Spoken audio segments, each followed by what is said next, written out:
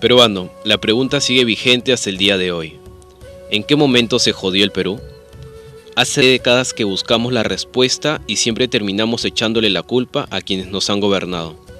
Es más fácil decir que nuestro Perú se hundió por la reforma agraria de Velasco, porque el arquitecto no le dio importancia al terrorismo, por culpa del primer gobierno de Alan y su tren cargado de hiperinflación e inoperancia económica, por culpa del autogolpe, los Vladivideos y la corrupción en el gobierno de Fujimori, por culpa de los whiskies y la hora cabana, por culpa de la mayoría de la clase política que gobernó y gobierna el Perú y que sigue viviendo en el escándalo y la corrupción. Pero ¿por qué más que querramos deslindar nuestra responsabilidad por la crisis social que asfixia al Perú? Compartimos demasiados hábitos que nos hacen muy parecidos a quienes culpamos y criticamos, porque aún creemos que la criollada se tiene que celebrar como si fuera parte del orgullo nacional. Somos vivos y por eso compramos facturas para pagar menos impuesto. Ganamos los trabajos no por nuestro esfuerzo o talento, sino gracias a una pequeña comisión. Nos colamos en la fila para que nos atiendan primero. Aceleramos en ámbar y nos pasamos la luz roja porque así llegamos más rápido. Somos tan vivos que si no encontramos estacionamiento nos ponemos en el espacio amarillo, reservado para las personas con discapacidad.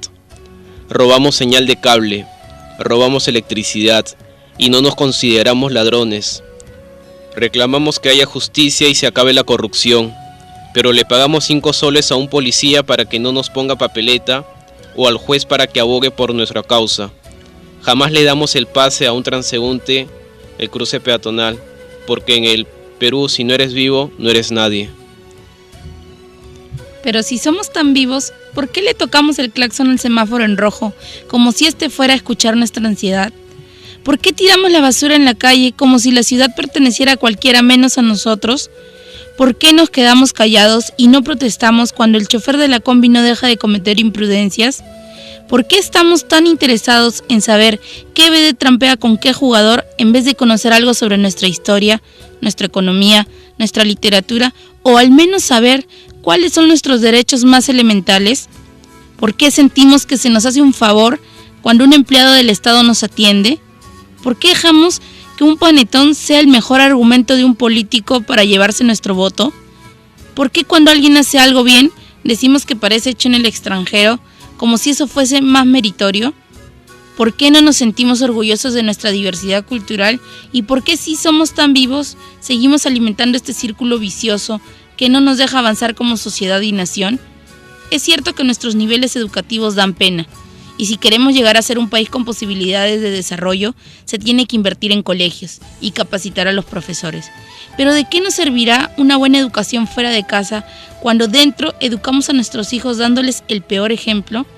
Es cierto que se necesitan medidas urgentes para frenar la ola de delincuencia y violencia que azota al país, pero ¿de qué nos servirá pacificar las calles cuando en nuestros hogares la violencia física y psicológica parece haberse institucionalizado? Es cierto que se necesita una verdadera reforma judicial para que en el Perú se pueda hablar de justicia, pero ¿de qué servirá lograrlo cuando la mayoría de nosotros sigue avalando la ley del más fuerte, del más rico, del más vivo? Es cierto que para reducir los conflictos sociales se requiere del diálogo, pero ¿de qué nos servirá ese diálogo si seguimos pensando que dialogar es imponer nuestras ideas y no escuchar al que piensa diferente a nosotros? Es cierto que necesitamos mejores leyes de inclusión social y muchísimos más proyectos de integración. Pero ¿de qué nos servirán estas leyes y proyectos si hasta el día de hoy la publicidad peruana define nuestros estratos sociales y económicos por el color de la piel y a nadie le parece raro? Si hasta el día de hoy seguimos avergonzándonos de nuestras diferencias o sintiéndonos superiores por estas mismas diferencias. Es cierto que es mucho más fácil echarle la culpa de todo a nuestros gobernantes, pero la realidad es de que el Perú se hunde en exacta proporción a esa viveza que alimentamos todos día tras día. Y esta es nuestra solución. Somos nosotros. Somos las personas que generaremos el gran salto a la modernidad y a la gran transformación de nuestro país. Tenemos tal vez una infinidad de riquezas descubiertas y unas aún sin conocer. Somos tan ricos e incomparables, pero a la vez conformistas y suficientes. No nos dedicamos a descubrir nuestro verdadero potencial. El Perú solo cambiará cuando nosotros pensemos que sí podemos a todo. Tal vez con miedo, pero siempre con valentía. Y ya estando en la meta lograda, nos realizaremos otra pregunta, más interesante aún que la inicial. ¿En qué momento se arregló el Perú?